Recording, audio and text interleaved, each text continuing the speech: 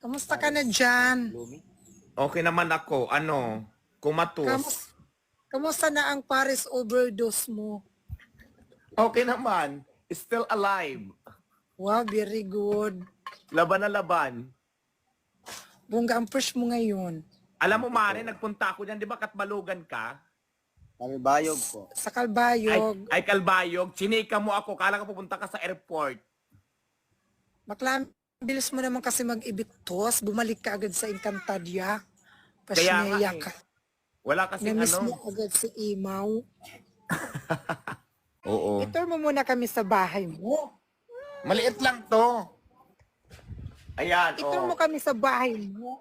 Ipakita mo sa amin yung mga kayamanan, yung mga nanakaw mo dyan ng mga kapanahunan. Ayan, Hindi ka ayan, pa ayan, mayaman. ayan. Ito yung kwarto ko. Ayan lang. Tapos ito naman yung sala kung saan ako nakahiga.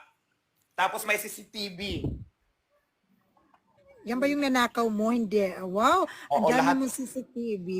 Lahat yan. Tapos ito naman yung dining ko. Ayan. Tapos, di ka lang madilim. CR. Ayan. Marto ko na itong CR mo. Ang ganda ng bahay mo, Ayan. Mar. Tapos pagdating naman dito, meron pa akong dirty kitchen.